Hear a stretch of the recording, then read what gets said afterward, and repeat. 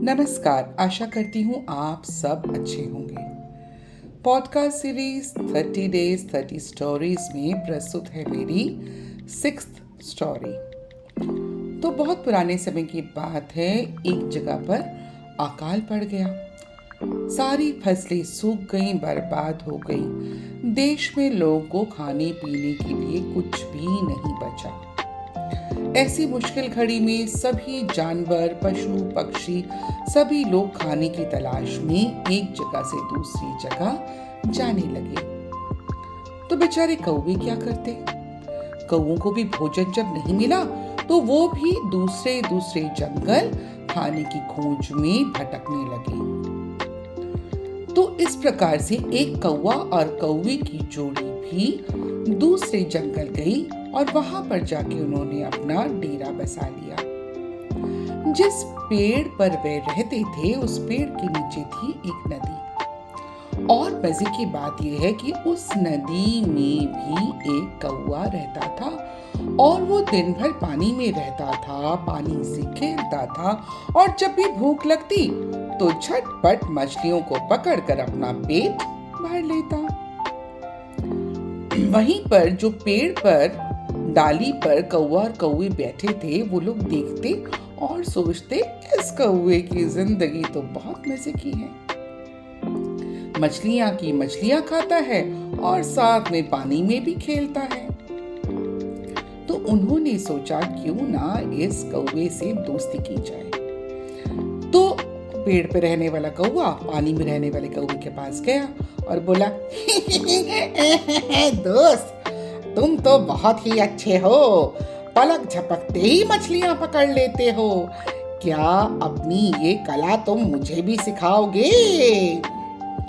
ये सुनकर पानी वाले कौवे ने कहा, मित्र, तुम ये सीखकर क्या करोगे? जब भी तुम्हें भूख लगे मुझे बता देना और मैं ही तुम्हें मछलियां पकड़ पकड़ के दे दूंगा और तुम मजे से आराम से बैठकर उन्हें खाना।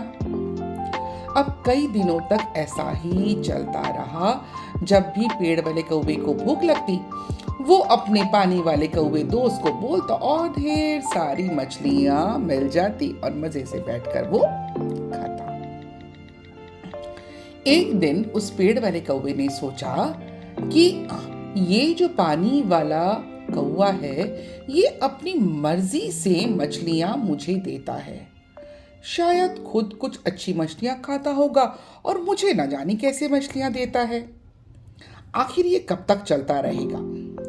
तो उसने ये सोचा कि मैं खुद ही पानी में जाऊंगा और मछलियां पकड़ूंगा। तो जब वो पानी में जाने लगा तो पानी वाले कौवे ने कहा कि मित्र, सावधान, तुम्हें ये कला नहीं आती, मछलियां पकड़ना नहीं आता, ये तुम्हारे लिए कुछ खतरनाक भी हो सकता है। तो पेड़ वाले कौवे ने कहा, तुम ज्यादा मत बोलो हैं, अगर तुम मछलियां पकड़ सकते हो तो मैं क्यों नहीं? मैं आज ये मछलियां पकड़कर ही रहूंगा, समझे? और इतना कहकर उस पेड़ वाले कौवे ने पानी में जल्दी से छलांग लगा दी। उस नदी के किनारे में कई सारी काई जमी हुई थी। तो वो जो कौवा था पेड़ पर रहने वाला, उसे कुछ समझ न आया। उसने काई को हटाने की बहुत कोशिश की पर उसे कोई अनुभव नहीं था, उसे आता ही नहीं था। उसकी चोंच टूट गई। उसने और भी कोशिश की, अपने पंख फड़फड़ाए और बाहर निकलने का बहुत प्रयास किया, लेकिन कुछ भी नहीं हुआ। वो और भी फंसता रहा, धंसता रहा। कुछ देर के बाद पटक पटक कर उसकी मृत्यु भी हो गई।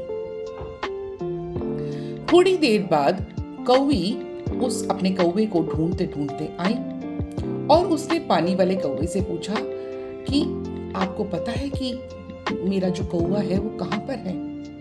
तो पानी वाले कौवे ने सारी बात बताई और कहा कि देखो भाई, नकल करने में कोई बुद्धिमानी नहीं, अपनी अकल से काम लेना चाहिए। तो दोस्तों, ये कहानी हमें ये सिखाती है कि हमें मेहनत करने की ज़रूरत है, किसी के जैसा बनने की ज़रूरत नहीं। अपनी अकल से काम लें, नकल से नहीं। आशा करती हूँ ये कहानी आपको प्रेरणा देगी। अगर आपको मेरी कहानियाँ अच्छी लगती हैं तो मेरे चैनल को सब्सक्राइब करें और भी नई नई इंटरेस्टिंग कहानियों के लिए। मिलूंगी फिर कल एक और नई बेहतरीन कहानी के साथ।